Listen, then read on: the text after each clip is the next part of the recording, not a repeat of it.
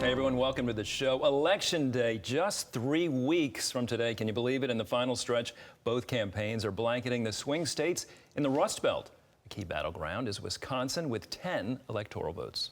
Well, the race is tight in the Dairy State, with recent polls showing the candidates in a dead heat. They're fighting for the edge in a state that has historically close elections. CBN's Paul Petit has the story.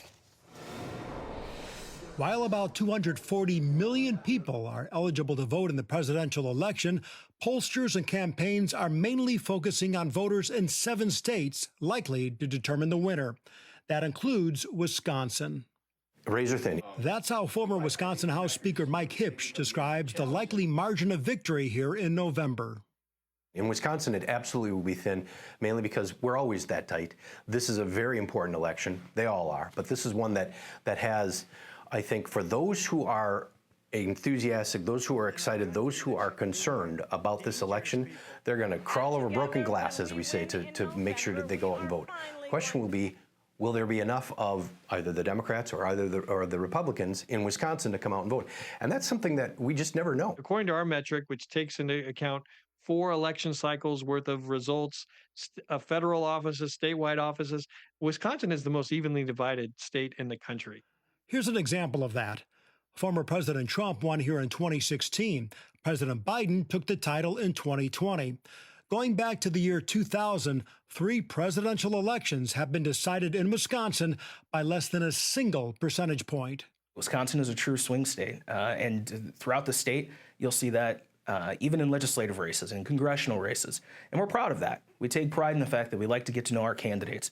Wisconsin has been a swing state since the mid-20th century, according to experts, and the same holds true when it comes to state races. In fact, out of the last 6 governors dating back to 1983, 3 have been Republican and 3 have been Democrats. Many pundits that say the state, the swing state is Wisconsin. Former Governor Scott McCallum says swing states are similar in that they include Democrat strongholds in urban areas surrounded by Republican-leaning rural areas. It's the metropolitan suburbs, however, that really makes the difference. Those rapidly growing populations include middle-class, family-oriented Hispanics and African Americans who have become disenfranchised with the Democratic establishment. It's an interesting flip where Democrats used to be the party of the working people, is now the Republicans are a party of the working people. The big shots don't understand these aren't automatic Democrats. They're working. They're frustrated with what's going on. So it's going to be an interesting race. In Wisconsin, Huebsch believes November's presidential election will basically boil down to who turns their true convictions into real votes. Which one is going to have more influence, which side is going to be more enthusiastic, and I really think it's going to be another one of those that's 20,000 votes or less out of 3.5 million cast. That's going to be tight. In Wisconsin, Paul Petit, CBN News. Thank you, Paul. CBN Chief Political Analyst David Brody joins us now. David, thanks for being here. 3 weeks to go. Where does the race stand right now? Well, it's not in a good place right now for Kamala Harris. The trend line is not good for her. We'll get into specifics, I guess, here in a moment. But look, bottom line here, Andrew, is that she's down 3 points in a month on her favorability rating. That's not good. The lead that she had from an aggregate standpoint with Real Clear Politics is down from 2 points down to 1 point. So it's going in the opposite direction. Look, Andrew, ultimately this race will be decided on 2 different demographics, if you will. Gender, where Kamala Harris is leading among women, Donald Trump leading among men, and education, where Donald Trump is leading among non-college educated folks out there, and Kamala Harris leading among college-educated folks. So those are kind of the parameters. Real quick before we get into specific states, why the drop, do you think, for Kamala Harris? What's happened? Well, look, I mean, the truth of the matter is there hasn't been any substance. There's no there, as they like to say. It's gotten to the point, Andrew, where Saturday Night Live is making fun of her. And as we know, SNL is a cultural landmark, and it kind of plays through the conservative and liberal echo chamber. It's kind of like a sense of where the country is. And if SNL, and let's be honest, they're liberal writers there at SNL, if they're making fun of Kamala Harris saying, I'm a middle-class kid, I come from a middle-class family, if that's the punchline, that's not good for Kamala Harris. The point is, she had an opportunity to provide substance. She has not. Voters are catching on. All right, let's get into some specifics. As you mentioned, one key pollster shows Harris with thin leads in Pennsylvania, Michigan, Wisconsin, Trump gaining ground. What's the likelihood he could break through the so-called blue wall, as they say? Well, very likely, and Pennsylvania is probably his best shot. Look, Kamala Harris, in order for her to win on Election Day 3 weeks from today, she's going to have to sweep all 3 blue wall states. It's just that simple. If Donald Trump breaks through in any of them, Wisconsin, as we just heard, Pennsylvania, of course, is the big one, and Michigan as well. Any of those, it's going to be a much easier path and most likely a Trump victory on election night. So that's where we're at this point. Something interesting happening here with just a few weeks ago, Vice President Harris is announcing initiatives to help young black men. We heard former President Obama talking about this a bit as well. Why are Democrats concerned about their vote? Well, look, this is a big problem, and just to be clear, this has been going on for a while. You know, Barack Obama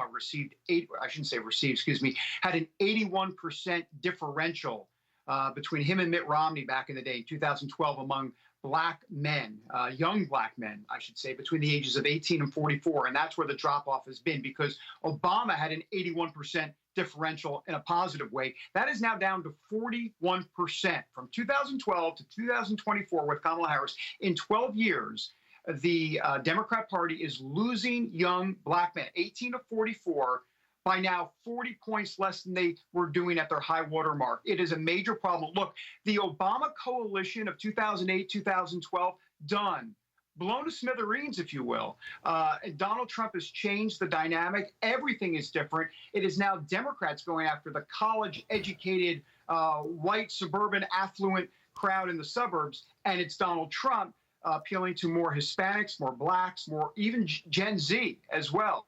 Jewish votes, Arab Americans, everything's changed. All right, let's talk about the Senate. Democrats hold a 1-seat majority. What key races are Republicans watching that could potentially give them the majority?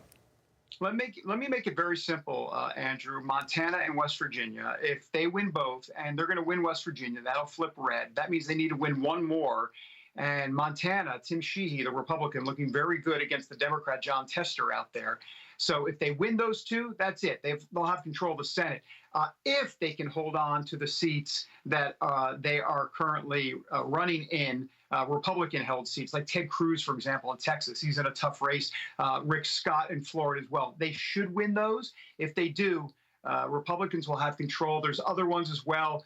Democrats are in trouble across the board in Michigan, in Ohio with Sherrod Brown, and in many other places as well. So, look, this is going to be tough sledding for the Democrats in the Senate for sure. All right, David, final question. Let's talk about the House. Republicans have a very slim majority. What do you think?